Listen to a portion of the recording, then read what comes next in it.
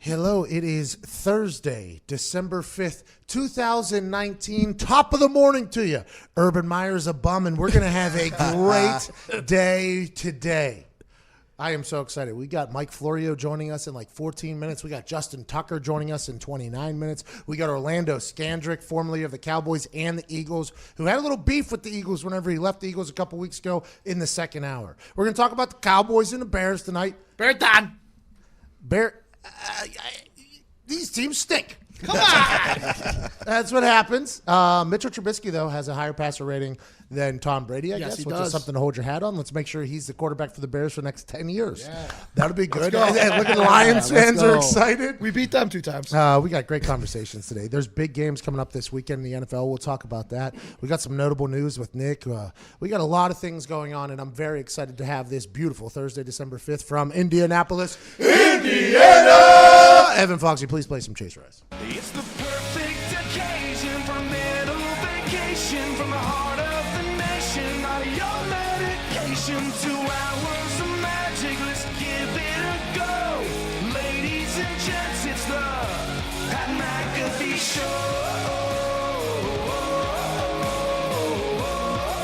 It's the Pat McAfee Show.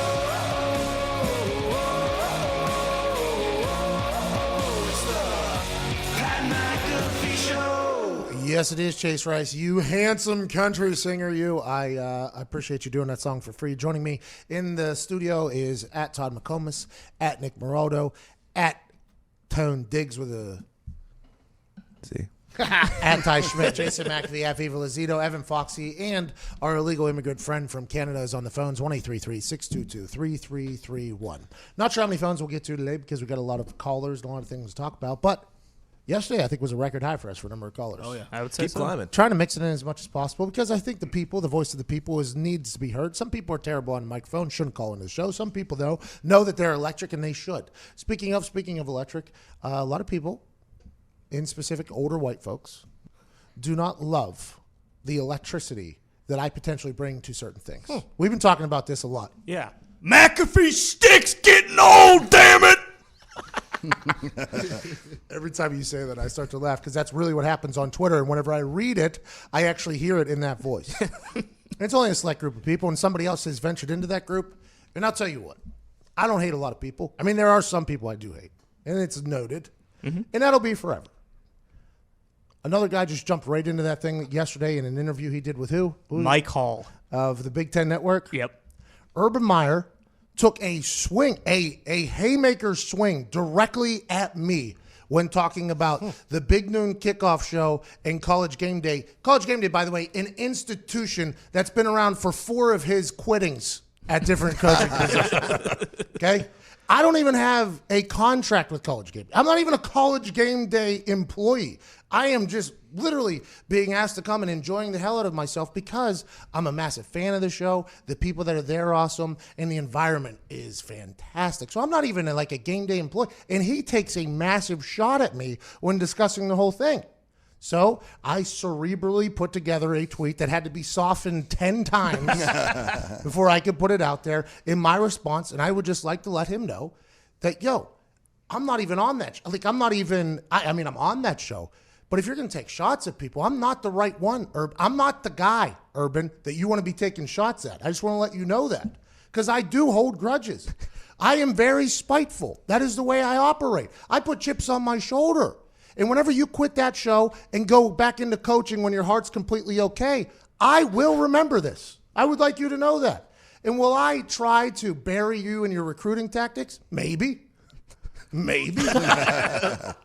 But I don't like that. I don't like what he did. Out of nowhere, by the way. I'm just enjoying my day. My mom texts me and tell me that, hey, Urban Meyer took a shot at you.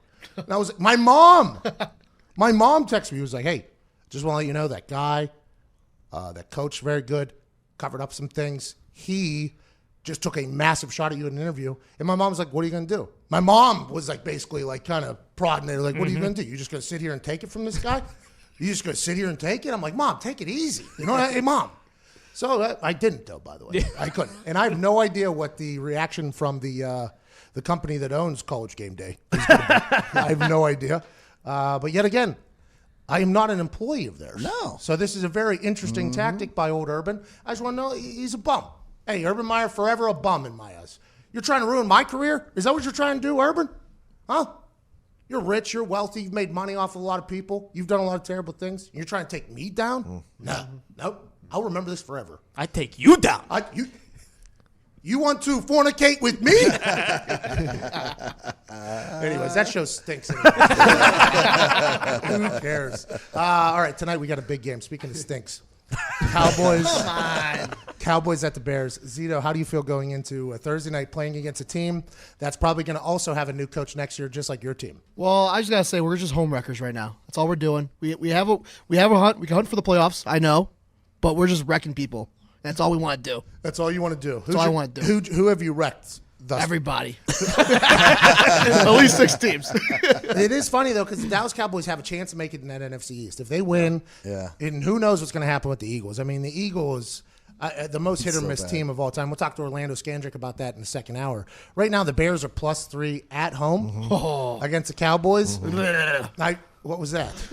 Make me a little hungry. I want to take that. I feel like that's probably the right bet. Yeah, I feel like Bears +3 at home is probably the right bet. I'm not going to take the hammer because both of these teams have been completely unpredictable, right? I mean, both of these teams have been very unpredictable. So I'm not 100% sure that you should take your mortgage out. No, either one could stain the sheets tonight. You know what I mean? They're Exactly.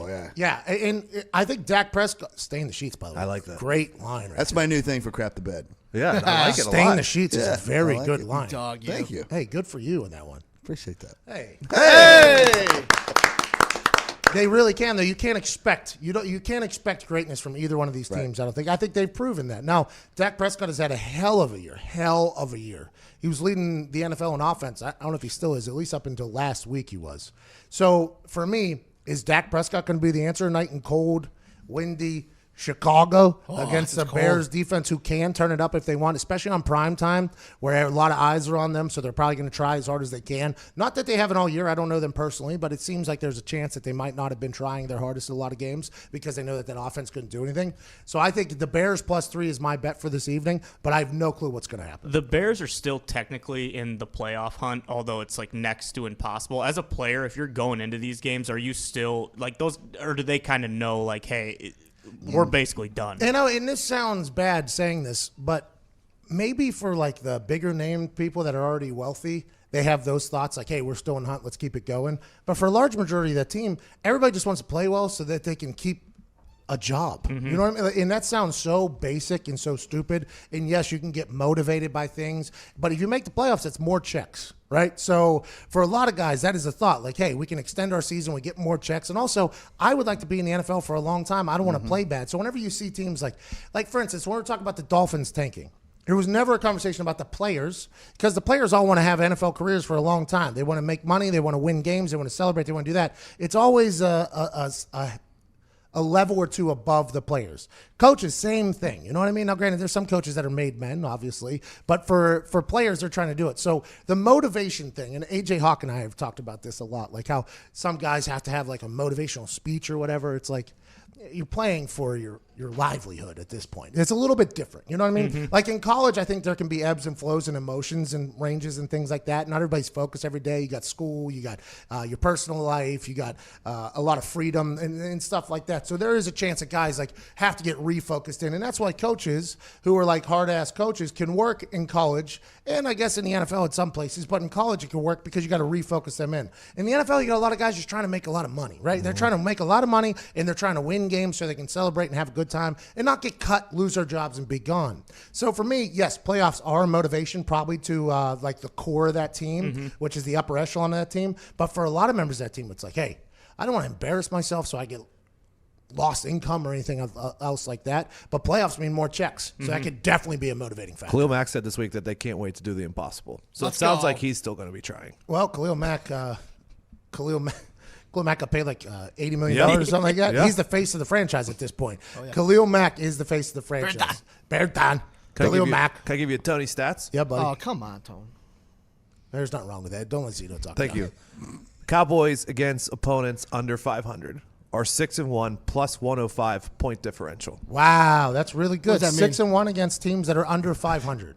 Over 500, they are 0-5 with a minus 31 point differential. Yikes. Bears What are are the 6-6. I don't Yeah. know how. Right in the middle. Suck it. We have no stats for that. I don't know. Stats So for now that. we're in a pickle. The algorithm could be a real problem. The pressure's off for the Cowboys a bit tonight, though, because Eli's going to beat the Eagles on Monday. True. Oh, yeah. People, they know that, too.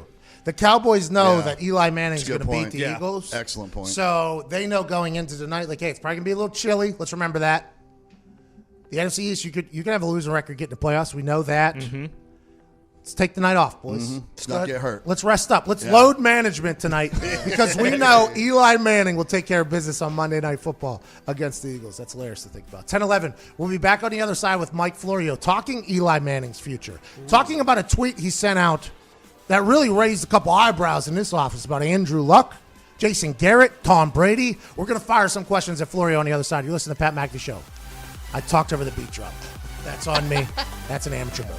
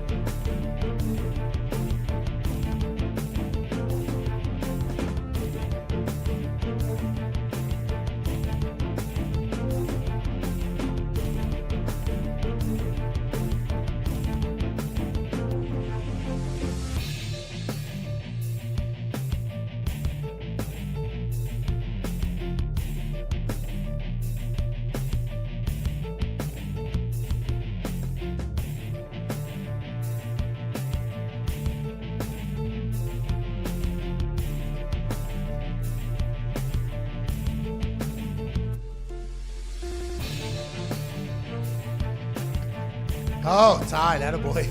Welcome back to the Pat McAfee Show. It's 10:16. We're being joined now by a man who's a trailblazer in the blogging world. He has sold companies to both NBC and I think ESPN. The guy's a genius, the founder of Pro Football Talk, the man in the know, Mr. Mike Florio. Hi, Pat. Hey, I gotta ask you a question. Are we talking football today, or are we talking about jumping in lakes or going on roller coasters? Hey, what's up with that dude, Florio? There's no reason for that bum to take a shot at me. I'm not even an employee of Game Day.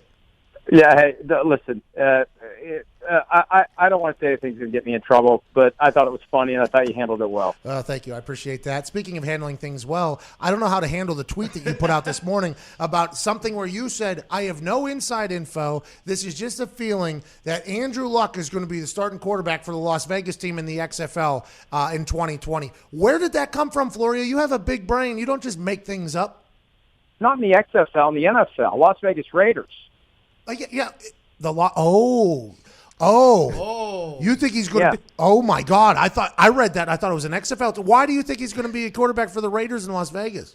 Well, I think Derek Carr is not going to be the quarterback of the team next year. I think they seriously considered finding another quarterback this year. Mike Mayock, the GM of the team, basically said so when explaining why they kicked tires on Kyler Murray and Dwayne Haskins before the draft. Basically, there's an obligation to constantly look for upgrades.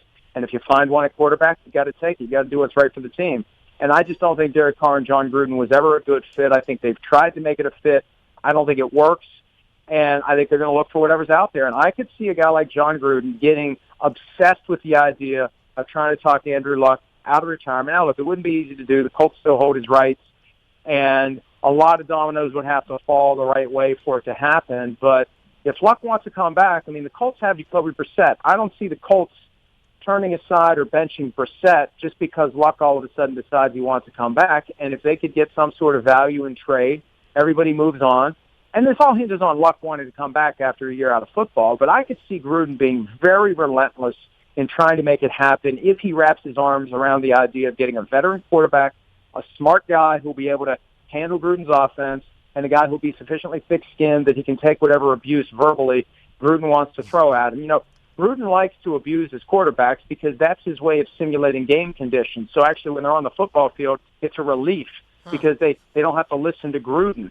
And Carr isn't, I believe, strong enough to take that. And I think that's what's doomed that relationship from the start. I'm kind of surprised it's lasted 2 years. But, you know, if the Raiders are going to look around, why wouldn't you call the Colts and see what it would take to get Andrew Luck, if Andrew Luck could have his mind changed and come back and play? And, you know, to be on the team going into Las Vegas. Again, if he wants to come back, if being away from football for a year has reignited that fire for him, it would be it just makes too much sense to not happen if he decides that he's ready to come back. This is so interesting to me because I was thinking about going and kicking for a team. I chatted with you about that a little bit, and I talked to Chris Ballard after it all came and my knee blew up and I decided I'm going to go into the media world here.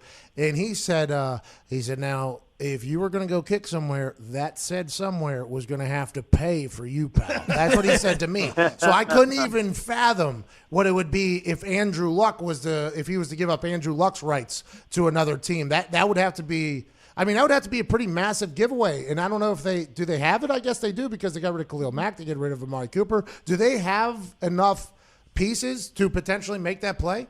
Well, I mean, the question becomes, how reasonable are they willing to be, given that they feel a debt of gratitude to Andrew Luck, and if he doesn't play for someone else, they never have anything for him, right?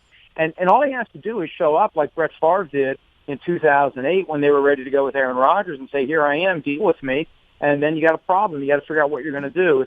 So if he's determined to play, and again, that's the biggest factor in all of this. If he decides he wants to play, the Colts, I think, would be wise to try to maybe spark an auction, get a couple of teams at the table. But the thing is, you know, for quarterbacks, they're going to be a little picky about where they want to go. This isn't Andrew Luck coming out of retirement, if he would ever choose to do it, to just come out of retirement and play for anyone. It would have to be the right spot. And when you look at what Gruden has done historically with veteran quarterbacks, guys like Rich Gannon, and Rich Gannon was never anything close to Andrew Luck before he got connected with John Gruden.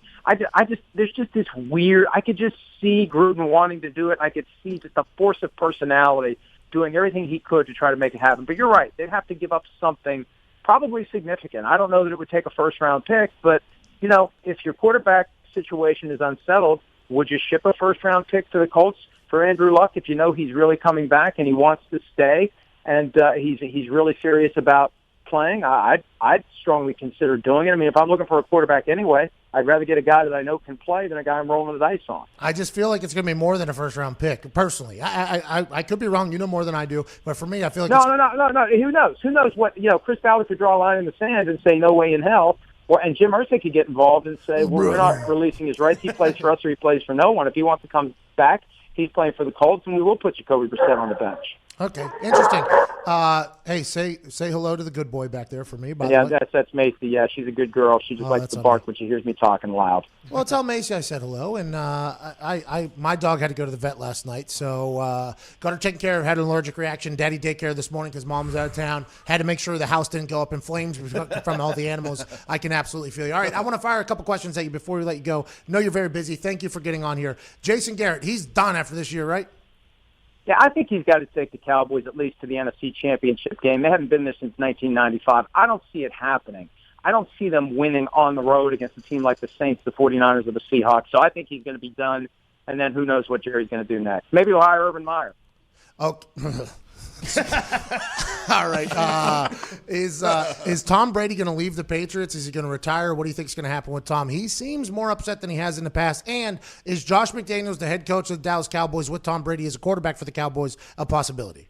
Oh, God, that would be something, wouldn't it? I don't think the Cowboys are ready to bench Dak Prescott, though, or move on from him.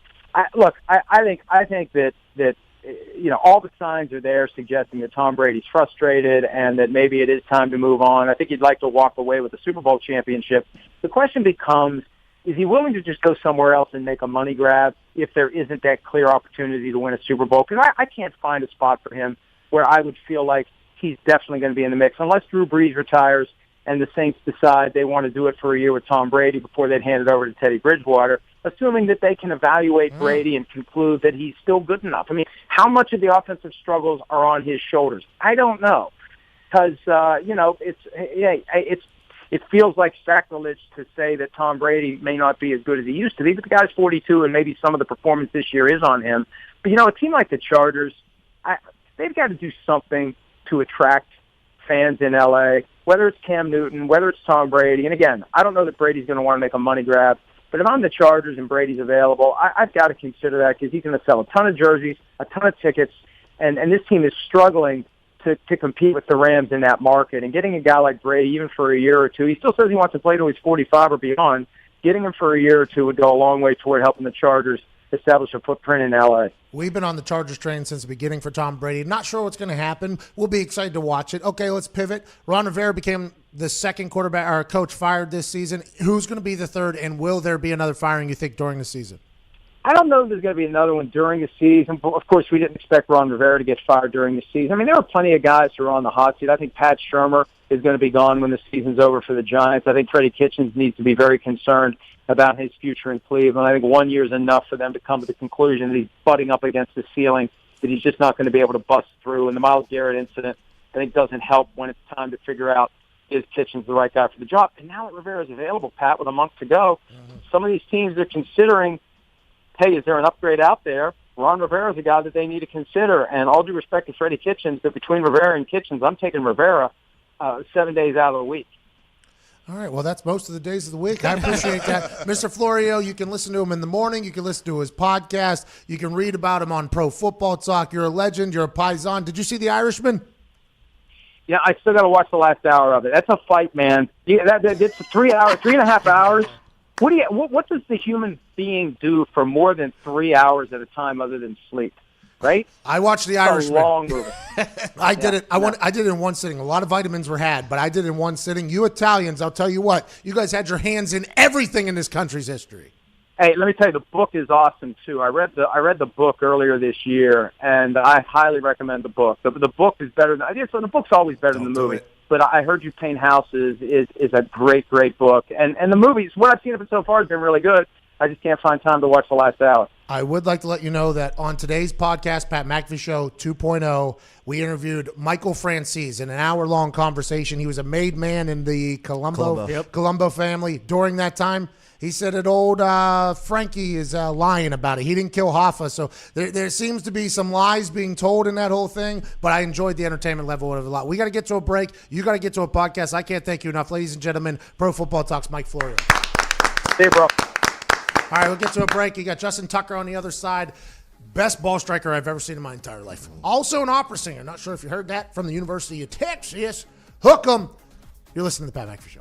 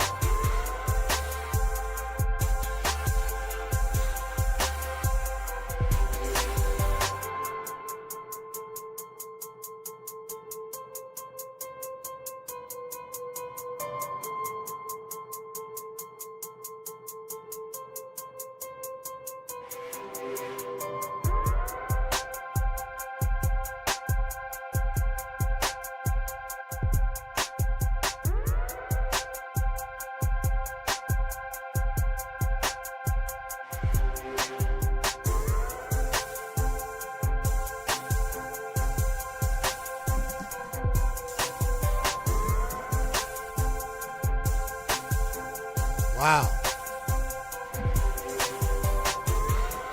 Ladies and gentlemen, welcome back to the Pat McAfee Show. Ladies and gentlemen, welcome back to the Pat McAfee Show. It is 10:32 Eastern Standard Time. Here on a beautiful Wednesday, December 5th. Thursday, December 5th, 2019. That was on me. We are being joined now by the best ball striker I've ever seen, University of Texas grad, handsome opera singer, Baltimore Ravens kicker, has the highest field goal percentage in the history of the NFL, ladies and gentlemen. Big trust, Justin Tucker. What a stirring intro. Thanks, man. Thanks for having me. Hey, I tried my best. How are you feeling? You got to be living large. You hit a beautiful ball to get a big win for your Ravens team that was a slugfest in a downpour this past weekend.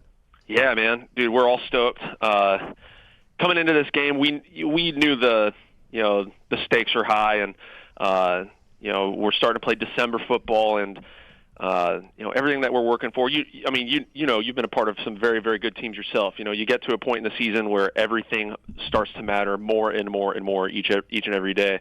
So to come out of this game against a very, very good and talented 49ers team, and for us to put together a complete game and get a win, is definitely big time for us heading into December. Hell yeah, man. You guys are crushing it in all three phases. I mean, granted, Sam Cook doesn't show up much, doesn't get called much, but when he does, he executes at a very high level. I mean, your team right now is hot, and there was a candid moment that was caught on the sideline between Harbaugh and Lamar, where Lamar was basically being told by Harbaugh that, hey, in 20 years from now, 15 years from now, kids are going to be wearing the number 8 all over the place because of you. And then he said, that's why they love you. And he said, oh, I love you too, coach. He said, well, I said they, but I also love you. It seems like your team's chemistry right now is at an all-time high, from Mark Ingram to everybody else. It feels like that team and you guys really care about each other. That's an X factor that I don't think gets talked about enough.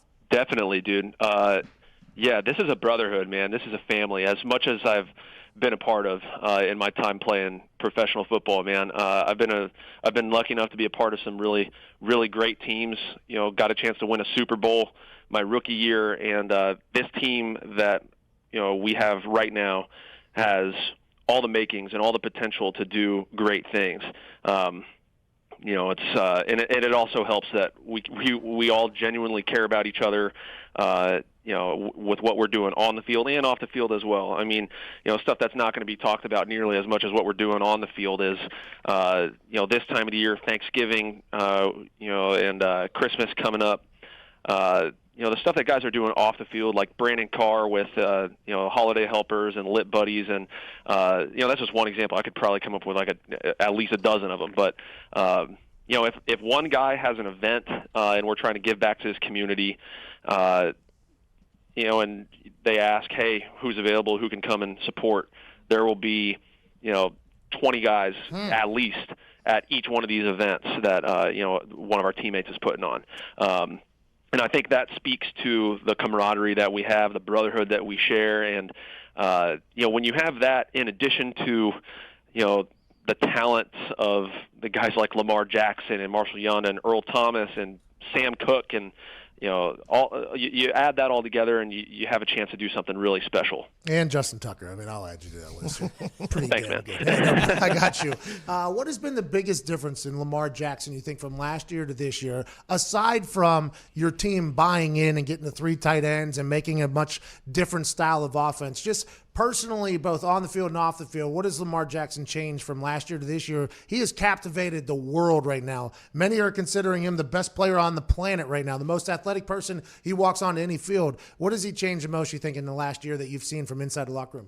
Yeah, first of all, I would certainly agree with you that he is absolutely one of the most dynamic players I've ever had the privilege of seeing up close and in person. Some of the stuff he's doing week in and week out is, it's unbelievable. I feel like every single week he's got, at least 1 or 2 or 3 plays where, the whole stadium is just shocked at what he's doing. But, I don't really know if there's some significant difference from last year to this year. I mean, look at last year, we won like 7 out of our last 8 or 9 games or whatever the numbers are. And that's largely, due to the fact that Lamar Jackson is playing really well for us. So as far as there being any sort of significant difference from last year to this year, you know, I don't know, man. That's awesome. I think from the moment he came in, he was playing well, and you know, like you said, it seems like we're, you know, as an organization, doing so much to bring out the best, you know, not only in him but everybody around him, and you know, this whole team. So, yeah, man, I'll just leave it at that. I think he's a winner, and he started proving that right off the bat, and he's obviously continuing to do so this year. It's really cool to see up close and in person. That's beautiful to see the guy hasn't changed, especially with all the success, and it's only going to keep continuing. I couldn't even fathom the amount of commercial opportunities he's going to get this upcoming offseason. He's about to get broken off by everybody, and I don't think it's going to matter because of how athletic he is. Let's talk about you a little bit. You're going to be a Hall of Famer, and that's something that is not easy to accomplish as a kicker. You're a guy who has stepped up in big situations and been able to rise to the occasion, which is very important in the kicking world. The difference between good and great in kicking is consistency. You've been the most consistent guy in the history of the NFL. What is going through your mind before you kick a ball? Are you completely empty-brained, or you have thoughts and triggers that you're thinking about? Yeah, man. You know, it kind of varies from kick to kick, to be perfectly honest. You know, sometimes I might be feeling just a little bit more, whatever those feelings are. You know, I could be feeling nervous or even scared or excited or confident, or a combination of all of those things all at the same time, in varying degrees from kick to kick. But, you know, I've been saying this for the last however long. All of those feelings, they're important to acknowledge that they're there so you can put them aside and focus on the task at hand. At the end of the day, the only thing that really matters in those moments is hardly what you're feeling, but it's those 1.3 some odd seconds between the snap, the hold, and the kick, and just putting the ball through the uprights. You know, and you know that's it's a little bit easier said than done. You know, you can talk about, you know, focusing, but you have to focus on focusing. It's like this super meta concept that, you know, I think the true greats that have played this position, or, you know, anything similar to it, right? Like, you know, the greatest kickers of all time, like the, you know, Morton Andersons and Adam Vinatieri's, and the greatest closers in baseball, like Mariano Rivera, and you know, you could go on and on with, you know, the guys who perform well in quote unquote clutch situations, crunch time situations. You know, I think every single one of those guys would probably say something similar. You know, there's feelings, you got to put them aside, and you just got to focus on your technique. You know, focus on the action and not the consequence. And we've been fortunate enough to do that at a high enough level where we've converted, and I emphasize we, you know, Morgan Cox, Sam Cook, and myself, and everybody blocking for us over the years. We've made a lot of kicks because we've, you know, kept it as simple as possible. But it's that whole simple is not easy thing. Yeah, absolutely. And I think that was, by the way, nice little trip into the brain there of a guy who is going to be, you're going to be studied in the future. I hope you know that. And that's something that I assume you appreciate and enjoy. You're in the moment. You can't really think about it. Going out for that Niners game winner, it seemed like there was a little left to right wind. What was the thought going in there? Yeah, so we pick out a small target line through the uprights based on everything that we can gather in pregame and throughout the game, for that matter. So, going to the left of our bench, pretty much the whole game, there was a driving rain with left to right wind. What's actually kind of, in a sense, kind of nice about the fact that it was raining consistently throughout the game is you can see which direction the wind is going. And normally you can't do that in our stadium.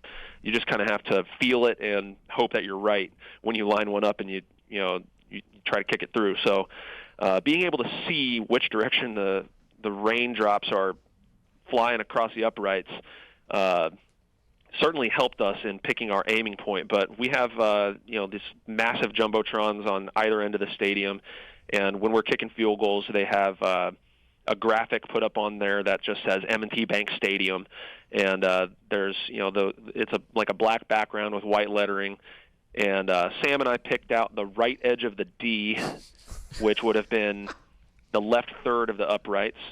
So given the conditions with the rain and the field was pretty chewed up at that point, it's just about staying light on your feet, getting your studs in and out of the ground with the plant foot, contacting the sweet spot of the ball as best as possible, and trying to hit that right edge of the letter D there on the scoreboard.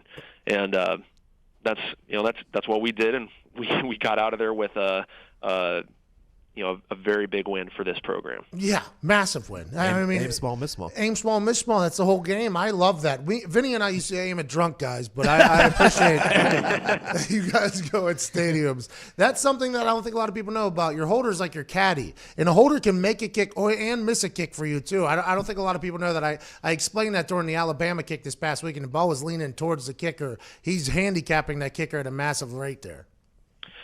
Well, I mean, yeah, you're absolutely right when you say the kicker or the holder rather is similar to that of a caddy on the golf course. I mean, when you have a guy like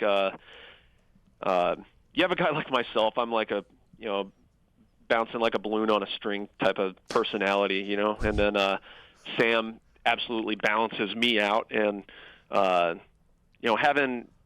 having those just the personalities, right? Having that balance out there is important. Sam will, out on the practice field, he'll either fire me up or calm me down or whatever he needs to do to get me to put the ball through the post. And Sam being able to, Sam just being that guy and also being incredibly skilled at what he does as a punter and a holder. That's not like a 80-20 job. It's a 100-100 job.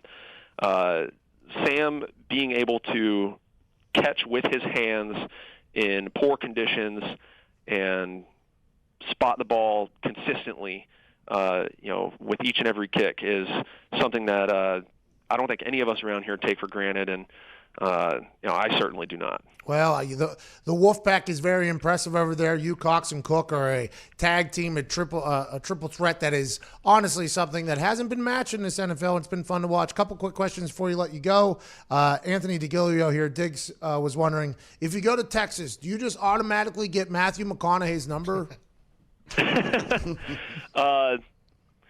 It's funny. I did I've met him a couple times. Super nice guy, very down to earth, really, really cool. All right. And met him a couple of times in Austin at various events. Like he and Mac Brown and Jack Ingram have this great charity group, Mac Jack McConaughey, and I've been to their event over a weekend. And the work that they do is really, really great. Helping a lot of kids out. But getting a chance to meet him and kind of shoot the bull with him a couple of times, and even at practices when I was playing at Texas, he would come around and be at practice and share a word with us. But having had a chance to meet him a handful of times, and then this preseason running into him in Washington, which I don't know. I need to ask him about that. Like, how are you a fan of the Washington Redskins? You're a Texas guy, like. That doesn't add up to me. We'll have to figure that one out. Are you questioning McConaughey? I believe that I am. Oh! So we're gonna have to have a conversation about that. But having a chance to meet him and know that he is a supporter of the Texas Longhorns and everybody that's come through there. It's really cool, man. That's beautiful. Ty Schmidt wanted to know, because it has been talked about, not a lot, but it has been mentioned a couple times. You're an incredibly talented opera singer. Is that something, could you do any style of singing, and are you going to release a record or two? The whole me singing opera, and everybody wants to tag along or, add on to that, he sings opera in 7 different languages, and I just want to put it out there, because you guys have like a massive following, so maybe this will actually stick this time, because I've said it a couple times before. But being able to sing in like the classical style, people just want to say sing opera, but it's really, if I wanted to get specific and technical, I would say it's the bel canto style of singing. Oh. And singing in that style in 7 different languages is actually like super common. Like, it's actually probably the standard. It'd probably be closer to 8 languages.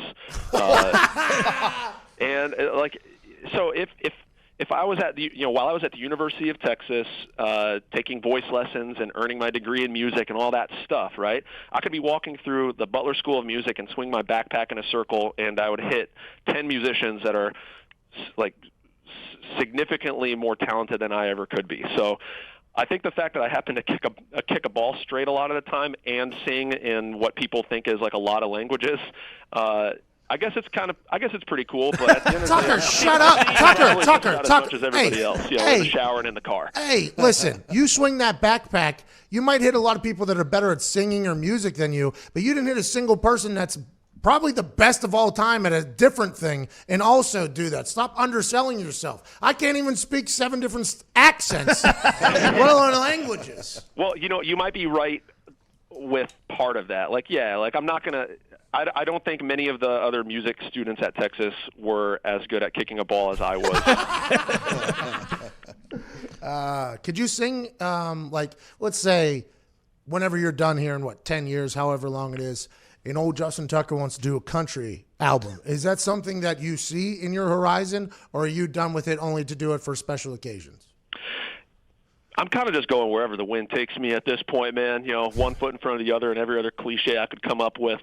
And I say, wherever the wind takes me, that's usually wherever my son Easton and my wife Amanda are, wanting to go. And oftentimes it's Chick-fil-A or Chipotle. So I'm just going to go to Chipotle, get quesadillas and guac with my little guy, and enjoy that as that becomes more and more of a thing towards the quote unquote back 9 of my career. But it's funny, over the last year, I don't know why, but over the last year, I've been asked more and more about the end of my career, and I'm like, dude, hopefully I'm still on the front 9. I'm still chasing the the GOAT Adam and Morton and John Carney, Matt Stover, Phil Dawson, those guys all putting together 20 plus years of high quality football. I mean, yeah, I'll keep singing in the car and in the shower until I'm at year 20. Knock on wood if you're with me, man. Maybe I can get there one day. I respect that. I can't thank you enough. When you do that album, I'm excited for it. I don't care what year it is. I'll probably be retired again at that point. But ladies and gentlemen, best kicker in the game, a guy who wins games, is going to have to win some here down the stretch. I assume it's going to get close. Good luck in the playoffs. Baltimore Ravens kicker Justin Tucker. Thank you, buddy. Thanks for having me, bro. Cheers, dude. Hey, man, are you still there? Yeah. You look thinner than you've ever looked. Is that accurate? I look thinner?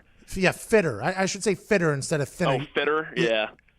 I'm still at 183.0, man. I mean, maybe it's I've been trying new stuff like trimming up the beard a certain way. That's probably it. That was it. That was it. That's it. All right, thank you, Tuck. Appreciate you, man. All right, you got it, Pat. Later, dude. So, yeah, he's so good at kicking balls. Yeah. So good. You got to focus on focusing. I think we just talked about this yesterday, literally. Yeah. We literally just talked about this yesterday because we did that XFL ball toss thing. Yeah. And a lot of people were asking how many takes was it? It was 7. 7. It was 7 takes. And the first 6, I was just throwing it, right? I was just throwing it, trying to get it in. And then on the 7th one, I was like, all right, actually try to get it in here. I was like, actually try to get in there. So you tell yourself to actually focus. That's a very interesting thing to hear him say that because it literally just happened 2 days ago. What a good conversation with that guy. By the way, he's going to be a country musician at some point. Somebody's going to talk him into it. Might as well. He's from Texas. He has the look. Put a ball cap on him. Yep, for sure. He in the offseason, he kick balls and make a few million singing country songs. It's only a matter of time. Sell it to everyone in Baltimore. Oh, Baltimore. We weren't in country until until our kicker that's unbelievable started singing. He is so good at kicking balls. So good at it. Every time he goes out that it's going to be a big. And when he misses, it's big news. Like when he misses, he actually has to have a press conference about it. Correct. Like the last couple times he's missed, they've called him in for press conference. They're like, "What happened?" He's like, "I just missed it." Are you okay? That's what he missed an extra point or something last year, and he literally had to have a press conference about why he missed it. He was like, I don't know, man. I'm sorry. I'm like 99.9%. Sam Cook, very good. Morgan Cox, very good. That Baltimore Ravens team, very, very, very good. They're at Buffalo this weekend. He's going to have some tough conditions up there with Bills Mafia. Buffalo is plus 5.5 this weekend against the Ravens. How do we feel about it? I don't know. I think I like it. You like Buffalo plus 5.5? I think so. All right. Let me hear why. I don't know if I have Baltimore big spread last week. I feel like it could be a kind of a similar game. Bad conditions in Buffalo. Tight. Buffalo plays everyone tight. Josh Allen looked good last week. 5.5 is a lot of points. It is a lot. 5.5 point home dog. I don't know. Buffalo's been very good. Yeah, they have been very good. Under the radar, sneaky good, too. By everybody, including us. We didn't talk about them that much, and as much as we probably should have, because we have a lot of fans in Buffalo. Yeah. But I want to let you know we appreciate the Bills Mafia. Always give a lot of credit to Bills Mafia, who stuck with this team, and it seems like this year it's all paying off for them. It seems like the Buffalo Bills are an actual squad. Now, granted, Jerry World was up in arms there whenever they get the win down there, but Josh Allen's playing well. That defense is good. If that defense can stop Lamar Jackson, then it's going to be a close game, right? That's kind of the way it goes. But if you can't stop Lamar Jackson, and by stopping Lamar Jackson, I mean slow him down. Right. You're not going to stop him. I mean, last week he had 100 and 100, and they slowed him down technically, so he's going to do well. 6-minute, 30-second drives, too, and everything like that. I mean, it's only a matter of time before Lamar Jackson pops one off, but that Buffalo Bills team has been playing very well up there. Very well. Do I think the Ravens are 6 points better? Yes. Yeah. But can the Ravens have a down week after an emotional game against the 49ers? Exactly. And the Bills have 3 more days to prepare? Possibly. Plus 5.5 is a lot. Yeah. I'm not betting it. I'm leaning away from it. Bills are 14th against the rush, too. So I could see them having a lot more problems against this team than we think. The Bills are 14th against the rush? Yeah. Okay, so that means Ravens probably going to do well. They're number one. I'm hammering Ravens. Ravens are 4-1-1 against the spread away games as well. Break-in spike every single year during the holidays because families are traveling and burglars know people have expensive gifts just lying around. That's why Simply Safe is my choice for home security. Great stats, boys. Made my choice. I just flipped completely there in 10 seconds. Simply Safe is comprehensive professional home security at a fair price. And right now is the best time of year to get a Simply Safe security system. For the holidays, they're giving listeners of this show a huge discount on your security system and a free security camera. Simply Safe protects every room, door, and window with 24/7 professional monitoring. If there's a break-in, Simply Safe can give real-time video confirmation so police respond up to 3.5 times faster. With Simply Safe, there's no contract, no hidden fees, and no fine print. Prices are fair and honest, starting at just $15 a month. Go to simplysafe.com/Pat now to take advantage of Simply Safe's amazing holiday savings and get a free HD security camera. This offer is for a limited time only. It's ending soon, so hurry. That's simplysafe.com/Pat to save big and get a free security camera. Simplysafe.com/Pat. Shout out to Simply Safe. Shout out to Justin Tucker and Mike Flory. It's been a hell of a first hour. I'm all of a sudden taking the Ravens now, even though I love the Buffalo Bills. Can't stop the run. It's going to be difficult. Yeah, I think so. And with the conditions being bad, they're going to run. And let's assume that Baltimore Ravens offensive line is going to do well. But that Buffalo Bills team is not to be played with. They win games. Josh Allen's very good. He's also a dual threat quarterback. In Buffalo. Bills Mafia. Dildos on the field. Table's being crashed. I'm not betting it. I'm staying away from it. Also, people hammer the Ravens. That line jumps up a little bit. It's going to go to Bills, 6. Yeah, Bills have a couple more points to play with. I'm excited to watch the game. I'm not going to bet it. First hour is coming to a conclusion. Rest in peace to it. I feel like it was a pretty good one. It was a great hour. But in the next hour, we got Orlando, Scandrick, and much, much more. You're listening to the Pat McAfee Show. We'll see you on the other side.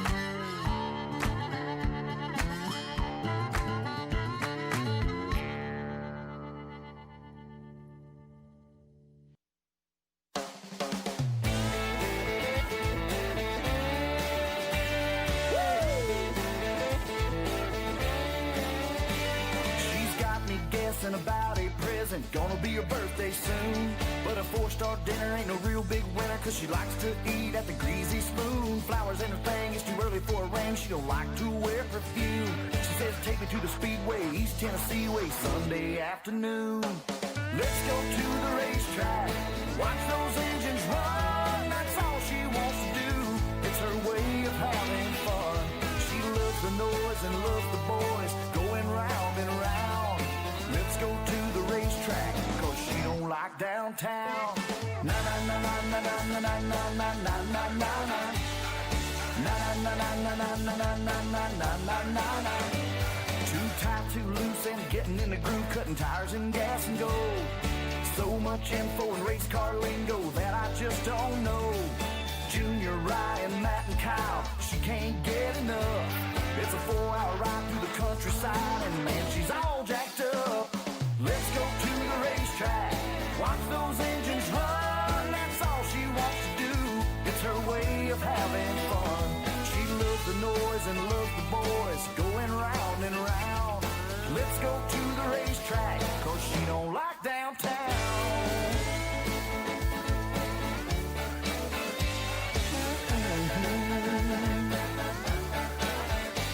She says she's gonna teach me all I need to know.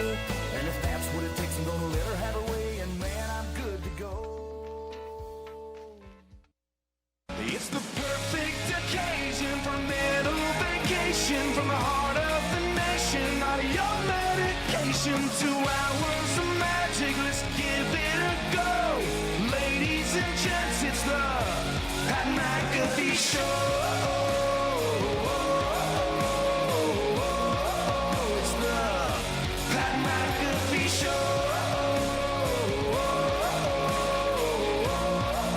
It's the Pat McAfee Show. Yes, it is, Chase Rice. I appreciate you for that free song you gave us. He's on tour. If you have a chance, go check him out. On the casting couch at Todd McComas. DJ Nick Morrow, playing hack music and independent music. At Tone Diggs with a Z, rocking his 2 Chains. 2 Chains. But got me a few on hoodie that we got at the Atlanta Hawks game. At Ty Schmidt. Jason McAfee's running the turntables back there. At Viva Lazito wearing a sleeveless today for the Chicago Bulls. At Evan Foxy, obviously running the cameras. And at Bubba Gumpino, our illegal immigrant friend from Canada. Gumpy's on the phones. Do we have any good calls? We have all the lines are filled right now. Are any of them good there, Gumpy?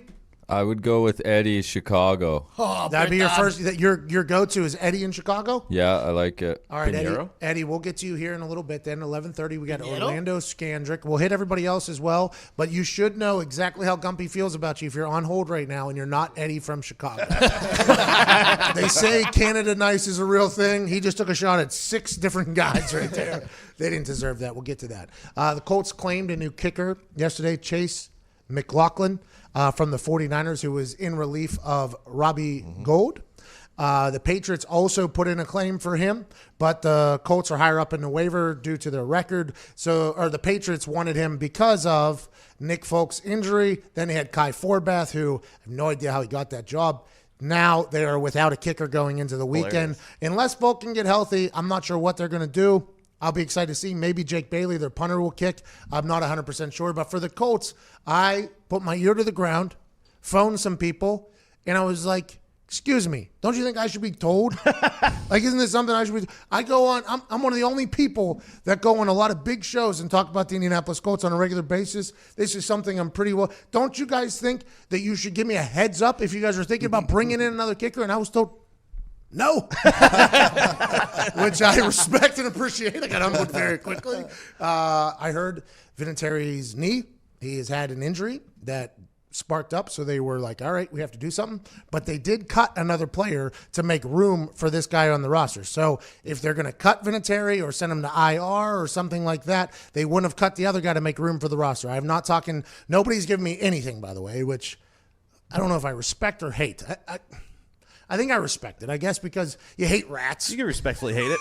Yeah, I respectfully hate I respect it, but I hate that they're not giving me any intel. I have not gotten a text from the GM, which I would expect if we're going to make moves like this. But I have not gotten I didn't text Vinny. I don't want to hear it. I don't want to put him in a situation. So I don't know anything from anything. All I do know is that they wouldn't have cut another guy to make room for another player if they were going to make a move to either send him to IR or going to whatever was going to happen. I would assume that wouldn't happen unless they just wanted to get rid of the other guy, which I'm not 100% sure. But for me, this is just a statement that Vinny's knee is hurt. We all have seen the performance this year has not been up to Adam Vinatieri's standards. Now, granted, this past week he had 3 misses, 2 of them being blocked. Only one of the block was his fault. The other one, the guy got in the backfield before he even got a chance to kick it, basically. The 55-yarder, you don't see a lot of people hit 55-yarders, and he hit that ball well, just drifted to the right. So the miss was bad. He's had a lot of misses this year, though. This has not been Vinatieri's best work. I will not disagree with everybody that's saying that, but in this particular case, I have no idea how it's going to turn out. I have absolutely no clue. What do we got left? How many weeks we got left? 4? Yeah. 4 weeks left in the season. You're bringing a guy. I have no idea. It's very interesting. About 7,000 tweets came to me as soon as it was announced last night. Like, oh, what are you going to say about this? What are you going to say about this? To be honest, I have no idea. I have no clue what's happening, and nobody's giving me any information, which I hate. Yeah, I mean, Vinny had an MRI on his knee, so it's not like this is a move because my knees. Now, granted, my only hobby as a child was kicking a soccer ball against the wall, the side of my house, right? I didn't play video games. I didn't watch TV. I had never seen a Disney movie until a couple years ago. I mean, my only hobby was just blasting a soccer ball off the side of my house. So let's assume that my knees have gotten more reps in kicking things than possibly any human in the history of existence. And that's just what I did for fun, was just blast a ball off a wall for hours at a time. And granted, it helped me immensely. I mean, I kick a soccer ball 124 miles an hour. That got me a lot of places. I got to travel the globe playing soccer strictly because I had the strongest leg. Didn't always have the best conditioning, but they would bring me in late in the second half and say, hey, pal, need a big one out of you. I would do that. I got a chance, obviously, to kick a 65-yard field goal, miss a 70-yard field goal coming out of high school because of this, and got a scholarship to West Virginia, go and do my thing, miss a couple kicks there, make a lot of kicks, miss a couple, get to the NFL, punt, made enough money to take care of everybody in my life, basically. So that hobby of mine definitely helped. But my knees took a real beating through this. My hips, whenever I was in the NFL, like year 5, my right hip, I thought I tore my hip flexor. I guess I just had a bruise on there or something like that. It came up. Your body, whenever you're doing something that's so explosive, a lot of people underestimate the amount of explosion that is needed to kick a ball, to generate enough force to get a ball to propel off of your foot and travel 60 yards, 50 yards, things like that. It's a lot of explosion. Yes, the thought of kicking a ball is easy. Ninja.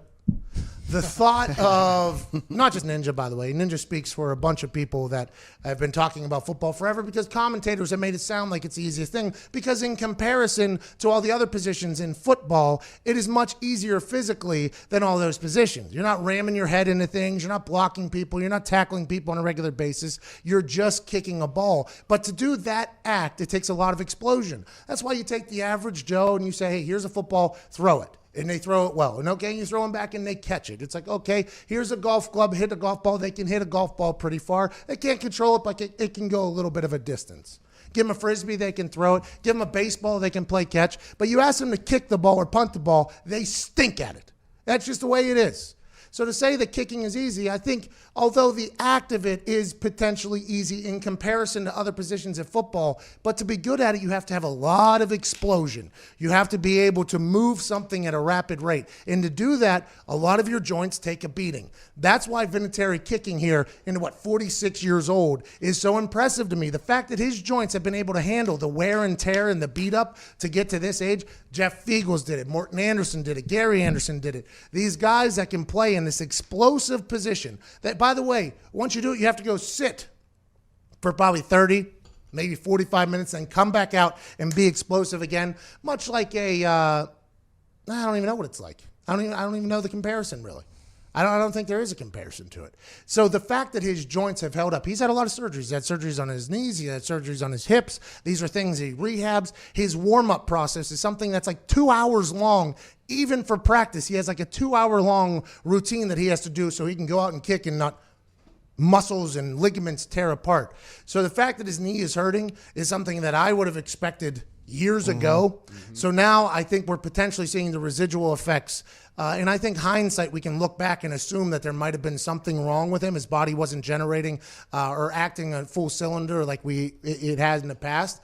But for this, the MRI on the knee, the year that he's had, I mean, Vinatieri is going to have a real conversation with himself. And I am not envious of him in that moment where he's going to have to talk, and maybe he'll come back. Maybe he'll dominate next year. Maybe he'll do all that. But for me, if Vinatieri's knee is very hurt and he's not able to kick the rest of the year and Chase McLaughlin's the kicker, I think what we should all do is just thank Adam Vinatieri for his service, for everything he's done. I'm excited for his future. I'm not going to try to lean him any different direction. I don't know what the hell he's going to do, but I am a little bit worried that they brought in another guy off of waivers, because that probably means that he is not able to go this weekend, which could potentially lead into others, or maybe it's just one weekend he takes off and he comes back and finishes this thing off.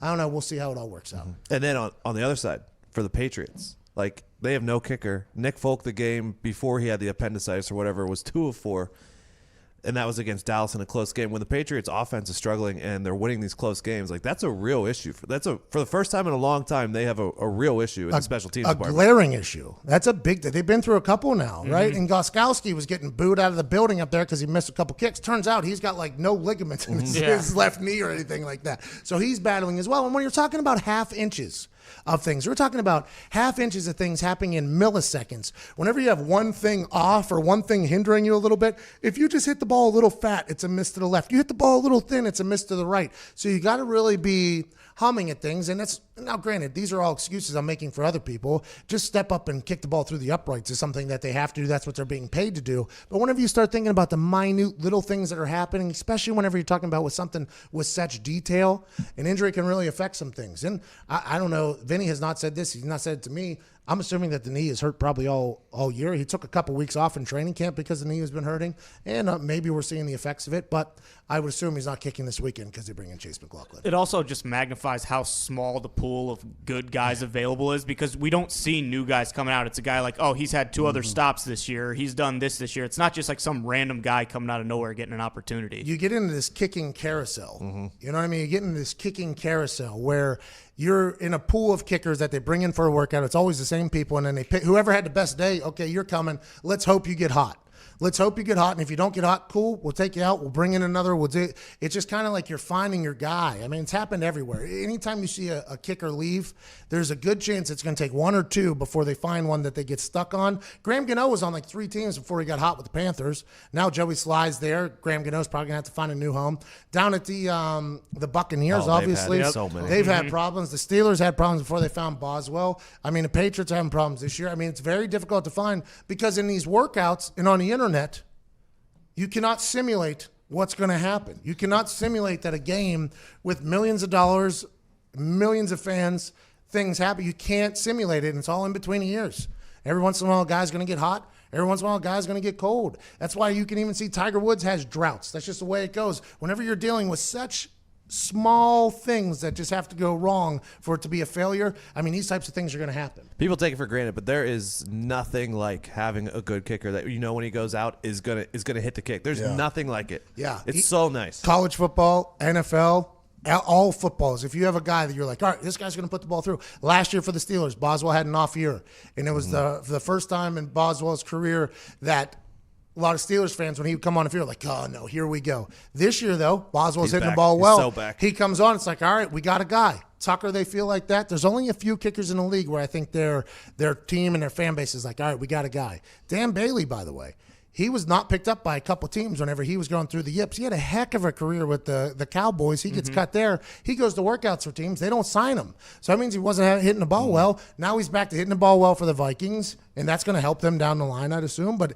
it's tough. You get rid of a guy, Jason Myers, who's with the Seahawks right now. He was a Pro Bowler for the Jets last year. A Pro Bowler. And they just let him walk out of the building. And now they got their problems. They're on like their kicker 5. They got an insurance salesman kicking balls right now. And the Seahawks are like, excuse me? You're just going to let that guy walk out of the building? We'll take him. It's a tough position to make sure that you're secure in. Very tough. The Patriots got no one. They don't even have one. They practiced Wednesday without a kicker. I love it. Yeah, we'll find somebody. What if Julian Edelman's kicking?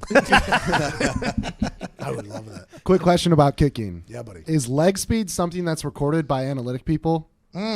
I don't know. They always do like ball speed off the foot. Like swing speed for golf? Yeah, that's what I was thinking. Yeah, but leg speed's that's where it all comes from. That's the explosion. Yeah, explosion, exactly. Yeah, so for me, I was a big leg speed guy because I couldn't touch my toes. There's some people, though, that are like super levers where they utilize the science and they have long legs. Like Thomas Morstead of the Saints, his hips are at my chest. Like his legs are so long. So he utilizes these big old legs and gets it going. For me, it was all just brute force. Let's see how fast we can go. Probably also why my knees just got shredded. Justin Tucker, you see in those pictures we were showing earlier, his heel is like touching the middle of his back when he's kicking. Yeah, you got to get that whip.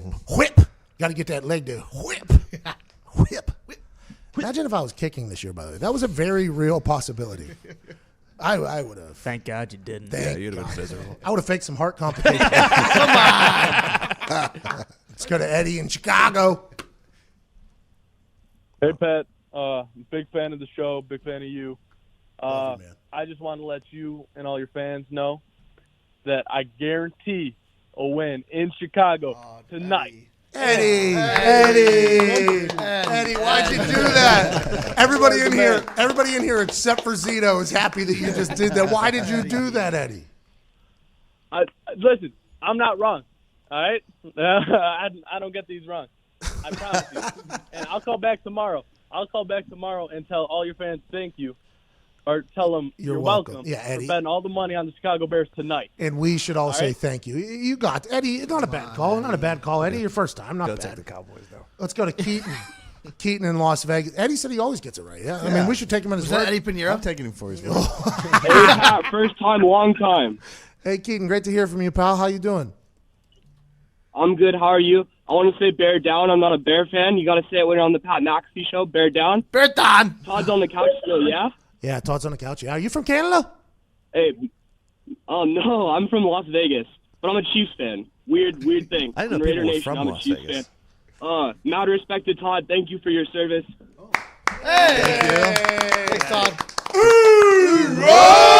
Thank you for your city. I love to Hey, gamble. I'm not Eddie from Chicago. I don't know who the guy running the lines is, but even if that guy, hopefully that guy didn't jinx the Bears, but if the Bears do win tonight, do you think they have a chance in the NFC playoff picture? Because they are in the hunt. Oh, yeah. That's going to be very difficult. There's a lot of wins in the NFC. So to get that wild card position, aside from the NFC East, I think it's going to take a lot of wins. If they go out, I guess mathematically they're still in this thing. But what has shown you that the Chicago Bears are just going to go out there and win out? I'm not 100% sure. Literally nothing. Come on. Defense travels. Defense travels. Yeah, you're 100% right. Defense travels, but also the ability to run the ball, and I'm not sure they've been able to do that. Tyreek Cohen was a phenomenon last year. This year, he's not really, doesn't even exist. It doesn't make a lot of sense to me. That's Nagy. I know how bad Nagy is. I watched him in Kansas City while Andy Reid was calling the whole offense. I don't know. What do you think about Bieniemy? Do you know anything about Bieniemy getting a job? I've heard that he's very hot, very hot in the streets. The Kansas City offensive coordinator. Oh, yeah, I would assume. That's just like Peyton Manning, right? So any coach that went through the Peyton Manning system, he would get a head coaching gig. Now with Patrick Mahomes, you're going to see that. And I would like assume Doug Peterson, Nagy. And I would assume Peterson's good though. I would assume. Good. All right, Keith. I would assume that was a good call, but enough. The Greg Roman, by the way, at the Baltimore Ravens, he is going to be a hot commodity because what he did with Colin Kaepernick at San Fran got him the Super Bowl. Now with Lamar Jackson, if people are going to think that they can duplicate what Lamar Jackson and the Ravens are doing, he's going to be a hot commodity. Now, granted, I think Lamar Jackson is an anomaly, one of one, but let's assume he's going to get looks as well. Panthers owner said yesterday. Sorry, Gumpy. Go ahead. That the rules are leaning towards offense, so the hires should lean towards offense, is what the Panthers owner said yesterday. So. I mean, that makes sense. Niners D coordinator, too. Salah. Yeah, Salah's going to get a lot of talk. He's a fiery guy, somebody you can build a franchise around. I like him a lot. Don't rule out Rex Ryan. I want Rex Ryan to be a head coach. So bad. I love him on Get Up. Like, if I could do a show with Rex Ryan every day, I would do that instead of him being a head coach. But him being a head coach, I didn't get a chance to appreciate it enough because I was obviously playing against him a lot and I was in the league. Now that I'm out of the league, and if you have a coach who just has a glimmer of personality, man, it would be great to have him because there's a lot of coaches that absolutely stink when it comes to charisma and stink on television and absolutely are dreadful human beings that get jobs on television that are coaches of football. But Rex Ryan, I feel like he's the guy that I would love to see on television or as a coach. I also need him on Hard Knocks. No, I know there's a rule like rookie coaches or like first-time coaches, but he's not a first-time coach. No, but for the team, like for the team though.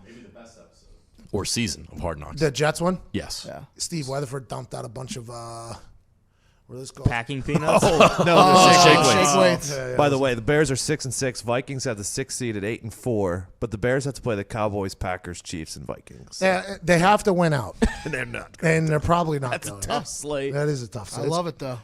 All right, dogs. Bear it down. Matt in Georgia, what's up, bub? What's up? Matt! I was just calling, asking about Jordan VC getting signed with the Redskins practice squad over Colin Kaepernick at the Kaepernick workout. Yeah, Seeing if the NFL's just trolling Kaepernick right now. Oh, that is a hilarious thought, Matt. What part of Georgia are you from? Savannah. Cool. That's a great St. Patrick's Day party, I've heard, right? Mm-hmm. All right, Matt. I mean, come on, Matt. Just give me a little. You ask me, I want to ask you. We had a give and take there potentially. Off script. I like that question, though. I'm happy he brought that up because I do think this is something we should talk about. Was he the guy that caught a couple of the deep balls? I think so. I believe so. Yeah. So there was people that were, so that means, by the way, that means a lot of teams watch the film, right? So if you're in the NFL's camp, you're like, look, people did watch the workout. We even signed somebody from the workout. We just didn't think, because Kaepernick's big problem was he thought that nobody was going to be there, nobody was going to watch, and it wasn't going to matter. So for Colin Kaepernick, this absolutely stinks. I would assume that this potentially helps his case in the entire thing. But for the NFL, they're like, look, we watched the workout. Clearly, this guy that we didn't even know was working out, we signed him. It's like Vince Papale. We brought this guy in off of a workout who was a deep ball guy. But what a hilarious scenario this is for Colin Kaepernick. I mean, it just continues to get more bizarre and more bizarre. And I will go back and say this probably until the death of me. If he just for one day would have just played by the NFL's rules, I think I would have a much more sympathy for him and empathy for him. But for him deciding not to do it just that one day. Now, I think he's done a lot of incredible things. I said this on numerous occasions. The conversation that he's brought to the forefront is a beautiful one. It's helped our country become a better country, a more understanding country. I do believe that. Yes, I do believe that he made a lot of people uncomfortable and angry, which is something that protests are supposed to do. But I just wish for one day he just did what the NFL asked him. They set up a workout. The NFL is the league that you're trying to get into, supposedly. So if you're trying to get into their sandbox, just play by their rules one time. And if it doesn't work out, you have an even more of a case. But if it does work out and you're in the NFL, then it's like, okay, here we go. We come full circle. It's all happened. Bygones be bygones. Instead, day of, he can't do it. He goes out. And now this happens, and you can't help but be like, well, that stinks for Kaepernick, but good for this guy. Yeah. I mean, Kaepernick helped this guy out a lot. No one wants to deal with his antics, period. It's hard enough to win in the NFL. This is Right. what everybody says. It's hard enough to win in the NFL. You can have a great team and lose in the NFL. The Cleveland Browns are a great team right now on paper, and it's very hard to win in the NFL, let alone whenever you have all of this other stuff going on. And other stuff, I'm not talking about making the world a better place. I'm just talking about the media, the people showing up at everything that could potentially distract your team from being a better football team is stuff they didn't want to bring. Happened with Tim Tebow. Happened with Manziel. No, Manziel was bad at football. But it happened with a lot of people in the past. And now with Colin Kaepernick, just for that one day, if he would have said, you know what? I'll go do this. I'll play your little game here. And if you don't pick me up, I'm going to be even more fired up. But I think I would be much more understanding if he would have done that, as opposed to what he chose to do instead, going from 60 miles away or something from where it was supposed to be. Yeah, an hour before. But the NFL signed somebody from the workout. So that means Redskins watched the workout. Yeah. And the Redskins, by the way, potentially a team that could have had a quarterback. Great culture in Washington, though. Great culture. Bruce Allen said it. Maybe the wide receiver is just making good plays on bad balls. That's what I'm thinking. Like, if he can catch this garbage. 11:23. We got Orlando Scandrick at 11:30. So we'll come back from the other side, hit a phone, and we'll talk to Orlando Scandrick. I'm excited for the day. It's a beautiful Thursday, December 5th. Hope you're having a good one. We'll be back on the other side of the Pat McAfee Show.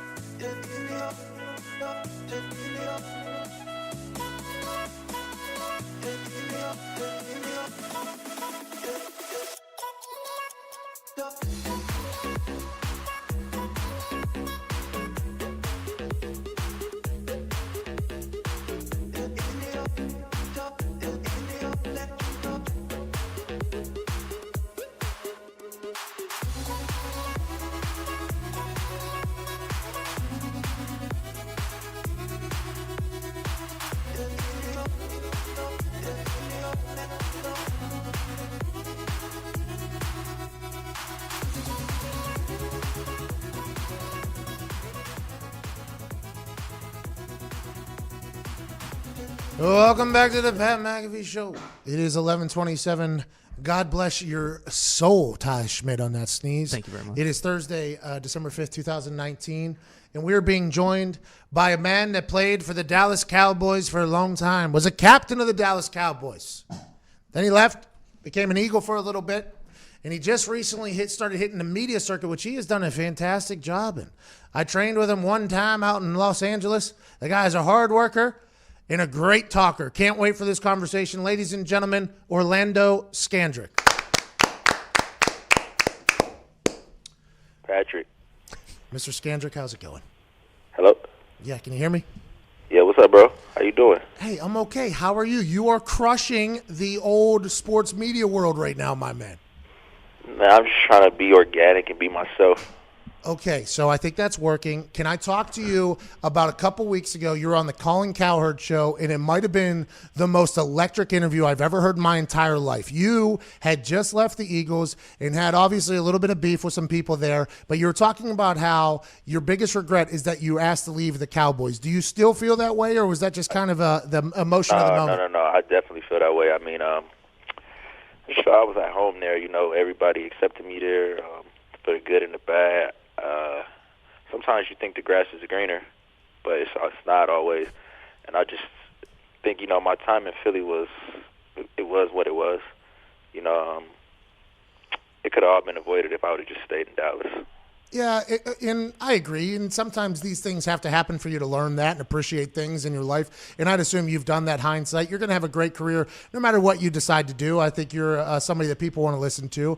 I need to ask you, though, about Jason Garrett as a head coach. Obviously, Jerry Jones just came out and he said he's going to be coaching in the NFL next year. He didn't say with Dallas. Obviously, Jerry has high expectations of the Cowboys every single year, haven't been able to come to fruition yet. What was Jason Garrett like as a head coach? And obviously, a lot of people think his seat is getting a bit hotter than it's ever been. Do you feel the same way about that? I'd agree that his seat is getting a bit hot, man. Anybody who knows anything about the NFL, it's a results business. You know, did you win or did you lose at the end of the day?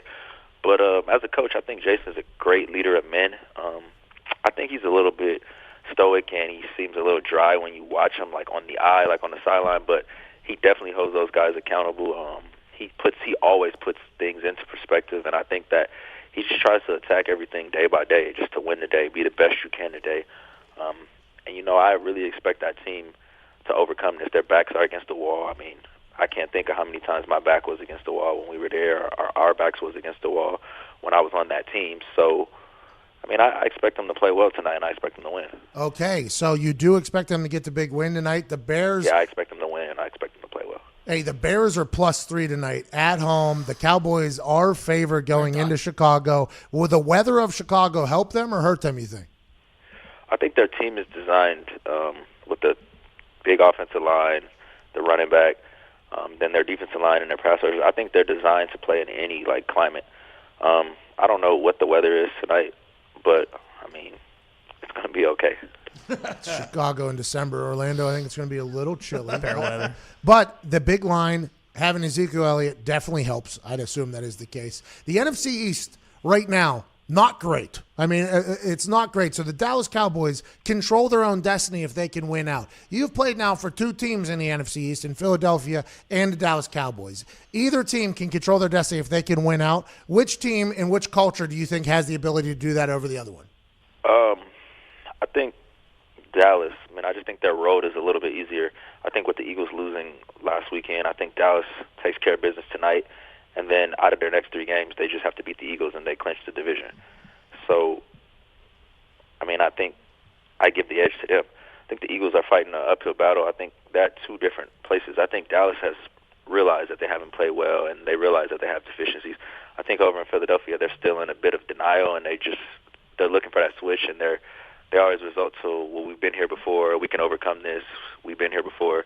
But every year is different, and anybody that played in the NFL know every year is different. And until you really come to grips on what's going on and what's the real issue with your team, I think that they're never going to improve. And I think that it's starting to get too late, and you can see that. And I said that weeks ago, and I didn't say it to down them or out of hate or out of frustration because I wasn't there. I simply said, like, from my experience around the league, what I seen when I was there. Is that a players, coaches, or just the entire building philosophy that, hey, we'll be able to figure it out? I think they got some good players over there. I don't know. Their coaches are whatever. I don't really know them enough to know them on a personal level. Like I know them on what I see at face value, but in the NFL, what you see at face value it doesn't really mean anything. What do you think about Carson Wentz? You got a chance to spend a couple weeks in that facility over there. Carson Wentz, Dan Orlovsky, if you listen to him talk, Carson Wentz is the victim of circumstance, and every incompletion is somebody else's fault. Is Carson Wentz an elite quarterback in your eyes after seeing him work day in and day out, not only on game day, but also in the meetings and everything like that? He's a good young quarterback. Is he elite? No. Did he have did he string together some good games? Yes, in the Super Bowl year, but he got hurt. But if you look at all of their success, I mean, it came on the arm of Nick Foles. And to say that everything else is someone else's fault, I mean, it's simple. You look at, I think he's 2-14 when he has to throw the ball over 40 times. Jeez. Hey, that's pretty good stats you just dug. Hey, Orlando, pretty good stats you just dug up there. Let's talk about defensive football now. The Niners defense is something that people are talking about being one of the best in history. The Patriots defense is absolutely dominant. It feels like defenses are becoming a topic of conversation again. That has to feel good as a guy who played in the NFL as a defender for a long time. I mean, it does just to see the 49ers, man. They got a great front seven. They can really, really rush the passer. And, I mean, I think their offense, puts a lot of pressure on other teams' offenses, which plays right into their defensive hands. And New England, just what they've been able to do. And if you really, really watch what they're doing, they're playing a bunch of man-to-man coverage. They're covering people up, and they're rushing and covering. And it's been impressive. But I think when it comes down to it and when these playoffs come around, I think you're going to have to really play great on offense, defense, and special teams. You're going to have to complement each other, and the team that does that best is the team that's going to end up hoisting a Lombardi trophy. Did you chirp a lot on the field, or were you more quiet and talk after? No. I mean, I talked a lot, but I mean, it's all respect. Did anybody give you a good give and take in the chirp game? Not that I can remember. I don't remember who was really much of a talker. I think I was normally much the talker. Who's the guy that you hated going against, or was there anybody, or who's somebody you're like, hey, this person doesn't get enough credit because they were difficult to cover? It's just the years of going against Victor Cruz in his prime. I mean, he kind of came out of nowhere, and him and Eli had such a great, just connection. And then Keenan Allen, man, he's like a nightmare. He's a matchup nightmare. He's bigger than most nickel corners, and then he's just so agile, and he beats most outside guys off the line. I mean, he's phenomenal. I don't think he gets enough credit. Okay, I agree, by the way, because every time they come on national TV, you're like, damn, that Keenan Allen guy is so good. And then he disappears because they're not on national TV, and then comes back a couple weeks later, like, damn, that Keenan Allen guy is really good. And then he disappears because the Chargers haven't been able to really string anything together the last couple of years. Let's go back to the Eli Manning, Victor Cruz. Eli Manning is back on Monday Night Football. Do you think he's going to do well, or do you think it's going to be the Eli Manning of the last couple of years? I don't know. Eli is one of those guys that if they can protect him early and he can stay clean early, he can hit some throws, he can get on fire. But if he doesn't get protected and he gets hit early, he's definitely going to start seeing ghosts, and it's going to be a long night, Monday night in Philadelphia. Oh, man, I hammered Eli Manning in the time. I mean, I hammered it. The gambling was. I mean, Orlando. I think you could hammer it even more. This guy got benched for a guy named Danny Dimes, and now he's coming back late in his career. You don't think it's an audition potentially for a landing spot next year? Nah, I think Eli is done. I don't see no way that he ever wears another jersey. How about Tom Brady? You think he's going to go anywhere? I mean, now that's possible. Really? Why do you think that? I just think there's clearly something going on. There's clearly some type of rift going on between the Patriots and Tom. I don't see any reason after winning 6 Super Bowls why this guy didn't extend his contract. And then when you look at like the talent that they've been able to put around him or lack thereof, I think that it's a bit frustrating for him. Who's going to win the Super Bowl this year, Orlando? One more time. Who's going to win the Super Bowl this year? I don't know, man. I don't know. Honestly, I think that it's going to come down to matchups, and it's definitely going to come down to if you have to go through New England. I think if the Patriots aren't in Gillette come January, I think, it's upset alerts on, but I think it's going to be very, very difficult for anybody to go into Gillette Stadium and win. How do you stop Lamar Jackson? I think that some teams make the mistake of trying to design all these exotic blitzes, all these exotic fronts. But if you really know football, when the quarterback runs, it gives you an extra guy. So if you have an 8th man in the box, it doesn't really matter because the quarterback is adding an extra person in the box, so you can be all gapped out and you still have no one for the quarterback.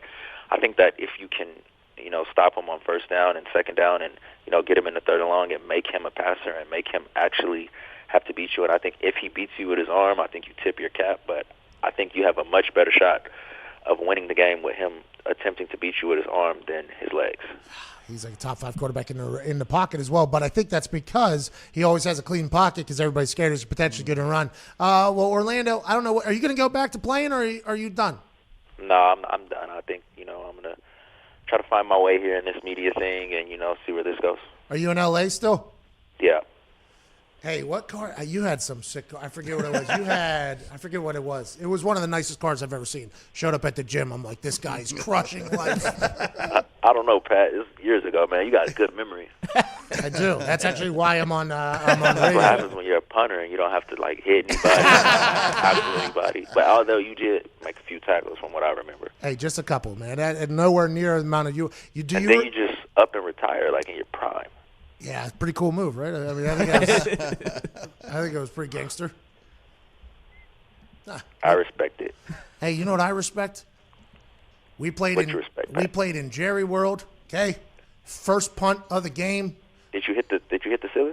I could in warm-ups. I hit it a couple times. That's you got to try to hit it, but I think anybody in the NFL, if they try to hit it, can hit it. We were doing directional. You guys brought a corner blitz. I threw. Oh yeah, and the guy dropped it. Yeah. Were you the corner that blitzed, or were you the guy from the box that was going to chase the guy? I was the guy that was dropping out, but it doesn't matter. We beat you guys 49. It was bad. Many people point directly at that punt for being the reason why you guys won by 49. Was it 49 nothing or was it 49-7? Hey, take it easy. We scored. All right. Take it easy, Orlando. Hey, good luck with everything, man. I'm excited to see where you go. With you too. I appreciate you, ladies and gentlemen. Orlando Scandrick. All right, we got to get a break. It's 11:40. We'll hit some phones on the other side. He likes the Cowboys. He might be a little bit biased. Mm-hmm. Which, I said the Colts couldn't go to the Super Bowl, so I can't hate him for it. But the Bears +3, I won't bet on it. Stay away. It is because both teams, you have no idea what's going to happen. Yeah, I just took the Cowboys -12.5 alternate line. What is the odds on that? +300. You think they're going to blow out the Bears? I do. No way. Oh my God. The Bears defense looked like they weren't trying really against the Lions. Oh! My God! Is that real? They gave up 400 yards to David Blau.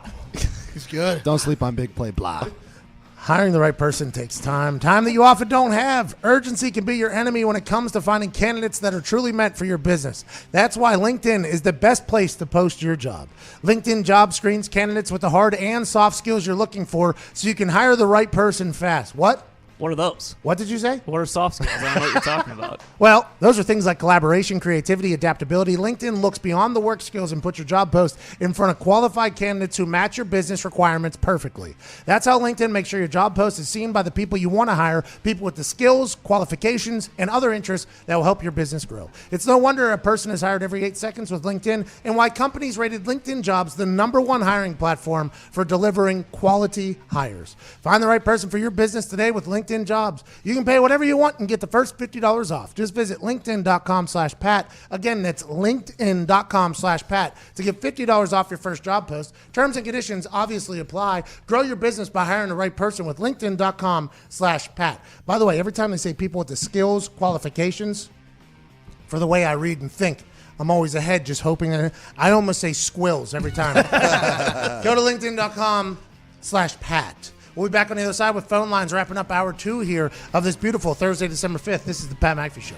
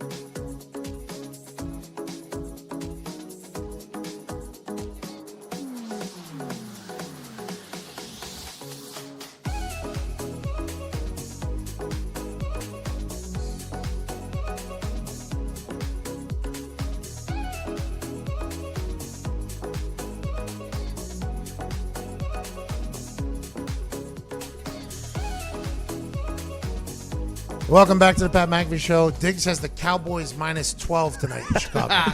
Is that right? Foolish mortal. Minus 12. That is wild to me. They didn't seem spirited on Thanksgiving. Who? The Bears. They didn't seem like the Cowboys lost to the Bills at home. I don't care. Bills are good. Lions stink. We could agree there. We can agree there. All right, let's go to Dane down there in Idaho. Dane, what's going on, pal? Hey, Pat, boys, happy holidays. Hey, happy holiday to you, too. That was a very nice start to this call. Yeah, my question's with regards to the Cleveland Browns and the revolving door that seems to be the coaching job down there. How would you feel about someone like Ron Rivera heading down there and taking over that dynamic group of players? I appreciate you, Dane. Mike Florio talked about that in the first hour, we had a conversation with Mike Florio, who said that he could see Andrew Luck on the Las Vegas Raiders, and it was so confusing to me to see a tweet that said Las Vegas Raiders. I thought he was talking about the XFL, which Andrew Luck's dad runs. So I had him on the show to talk about that and many of other things. And I talked about, hey, who's going to be the third coach fired during the season? Because a lot of people forget Jay Gruden was fired like week 4 or whatever. So Jay Gruden, Ron Rivera now fired. Who's going to be next? And he said, I don't think Freddie Kitchens should be too comfortable with what's going on, because in the offseason, whenever you're thinking about retaining a coach, even though it's only 1 year, that Myles Garrett situation is definitely going to pop up. They're also the most penalized team in documented history, so there's a lot of things that could happen. And now that Ron Rivera is available, all these teams that are potentially thinking about getting rid of their coach, I think that gets heightened because Ron Rivera has shown that he can run a team well, can have success. Cam Newton had his best year last year, gets hurt this year, so now everybody's judging Ron Rivera on this particular year. Everybody says great things about him. I've never met him. I would assume, though, that the Browns, the Giants, Cowboys, a lot of people are going to be thinking about Ron Rivera. I think you're on the right spot there. Dane from Idaho. I appreciate that. Speaking of the Browns, let's go to Tommy over there in Cleveland. Tommy, what's going on? Hey, boys. How are we doing today? All right. How are you? Doing good, man. Hey, so this is to all the Pittsburghers in the room. I'm Cleveland born and raised. Pat, you said it earlier in the week on Get Up that if you're born in Cleveland, you're born to hate Pittsburgh and vice versa. Yep. My problem is that with a guy like Duck, a guy like Juju, a guy like James Conner, and a coach like Mike Tomlin, boy, I'm having trouble hating the Steelers team. Walk me through this, boys. I know. It's probably difficult, especially like if your team, for yet again, had so many high expectations and broke your heart, and you see a guy like Doc Hodges come out of nowhere. He was living on a couch there for a while. Now he has a roommate who's the University of Pittsburgh's video guy. I mean, it's a good story. He's making his rounds around Pittsburgh right now. He's a let it loose type guy. It is very hard, no matter who you are, to hate Doc Hodges in the Pittsburgh Steelers right now. Juju, obviously, is Juju. He's going to be the most famous NFL guy on the internet before no time here. James Conner not only defeated cancer, but he's putting on for his hometown, and he's also balling out. It's very hard to hate the Steelers. The only reason why you could possibly hate the Steelers is strictly because you hate people from Pittsburgh. And that would be the Cleveland people, which is very easy to do. So I don't know what you're supposed to do, pal. I just know that if you want the AFC North to have a good representative, you got the Ravens. But if the Steelers could get hot and get in the hunt, they potentially get a wild card spot. That's insane to think about. And you also have to be a bit envious that Mike Tomlin can do all of this without Juju, without James Conner, without Ben Roethlisberger. They're able to do it with a guy who quack his way from an FCS school, and they're able to win. As a Browns fan, you got to be like, first Hugh Jackson, now this. I mean, what do we got to go through? It's a bit slippy. Yeah, I was going to say, it's funny you mentioned that with Mike Tomlin, because he's doing this with practice squad guys, but our guy's wearing T-shirts he gets from his daughter, and man, it's just real frustrating. Tommy, I can appreciate that, by the way. I think a lot more people are level-headed than we could imagine. Yeah, go ahead. Nick. I don't like what that guy tried to do. He tried to get Diggs and I to disparage our own team. Give me a reason to hate this team. I don't appreciate that. Oh, you think he tried to set you up? We'll disparage our team on our own terms. We don't need you provoking us. That was my big problem with Mason. Not only the way he throws a football, but he just had a very hateable face and personality. We don't need that for Pittsburgh. We don't need that. We're already hateable enough. Hey, listen, take a walk down the south side about 3 a.m. You'll hate Pittsburgh as much as you possibly can. Down there, Scholar Hill. Stop by. What did you just say? Down there, Scholar Hill. Yeah, it's Squirrel Hill. But if you go to the casino, they'll take a couple hundo from you, too. I mean, there's a lot of reasons to hate Pittsburgh. And Doc Hodges is definitely not one of them. He's somebody you can love. I like it for the Steelers. Tomlin, by the way, doesn't get enough appreciation. Even with the wins that he's been having that have been very difficult to manage. You got people in Pittsburgh with pretty notable followings. Like, I don't like Tomlin, but it's like, all right, take it easy. I hate those people. Tomlin? No. The people that say they don't like Tomlin. Oh, I was gonna say, I'd take a jeez. bullet for that man. I thought you were doing color He's my commentating second- for the Niners. He's there. my second father. Got Callaway in Kansas. Callaway's that Hey, how's it going, guys? what Callaway's Mighty Ducks. He was the good kid, right? Conway. Yikes. Chucky. I got to hang up on you because I was wrong. Callaway, what's up, dude? Hey, how's it going, guys? Hope you guys had a good holiday. Definitely copping that Mary Lloyd Christmas shirt for a Christmas party coming up. Get it soon. Get it soon. Hey, listen. Hey, you need to get that soon. I am not 100% sure that if you wait much longer, you're going to get that for any holiday parties. Make it quick. I'm on the website this second, actually, because I know they go fast. Two-part question real quick. What are your thoughts on the Chiefs winning in Foxborough? I know our defense has really picked it up lately, and our offense, I mean, we have all the tools. What's it going to take for the Chiefs to beat the Pats, and who do you think personally is going to be in the Super Bowl? Great question, Callaway. Right now, I like the Seattle Seahawks because they're getting hot, but the Packers have been my pick for a long time, which can still happen. Even with Aaron Rodgers stating that, hey, I could see hole 18 right now, which, by the way, has been like, he's going to retire soon or whatever. The guy's been in the league for like 45 years. Do people expect him to play another 50 or whatever? He's just stating that these types of opportunities are going to maybe come to a stop at some point, and we got to take advantage of it, which, by the way, might be motivating his team to let them know, like, hey, this doesn't always happen. I don't know how much longer I'm going to be playing for or be able to play for. So I think it's a motivating thing. So I'm not all the way out on the Packers, but for me, the Seahawks seem like a team that is going to be tough to beat, especially now that I've heard Russell Wilson mic'd up on game day. I think that's going to be a tough squad to beat, especially with the eternal optimism. They are an underdog going against the Rams on Sunday Night Football. If I were you, I would go ahead and take it out and bet on the Seahawks. So for me, I have the Seahawks in the NFC for no other reason other than I like them right now. The Packers, I think, are going to be very good. I think the Saints, obviously, are very good. The Niners are going to be difficult. But in the AFC, I got the Ravens right now, strictly because it is December 5th, and the Patriots offense has not figured it out yet. They have looked amateur, although they have won 10 games. In the last game that they lost, they were in, and they played terribly. So you can never bet against the Patriots. Kansas City Chiefs have a lot of weapons, have a lot of things, but they've lost games with a lot of weapons, so I'm just not sure about them. I'm excited to see what happens in Foxborough because it's damn near impossible to win there, but the Chiefs have shown that they could do it in the past with a quarterback that wasn't as good as Patrick Mahomes. So, with that being said, I have no idea. Won't bet against Tom Brady, just won't do it. But for me, I feel like the Ravens are probably the AFC Super Bowl representatives. Least flaws. It's been a heck of a Thursday, December 5th, 2019. Dylan in Pittsburgh, Thomas in North Carolina, Jarrett in Green Bay. Sorry we didn't get to you. We'll get to you tomorrow. I hope you have the greatest Thursday of your life. We have a podcast out today with a main man, the Mafia, that you should listen to. Other than that, we'll see you tomorrow. Thanks for listening and watching. This has been the Pat McAfee Show from Indianapolis, Indiana! Cheers.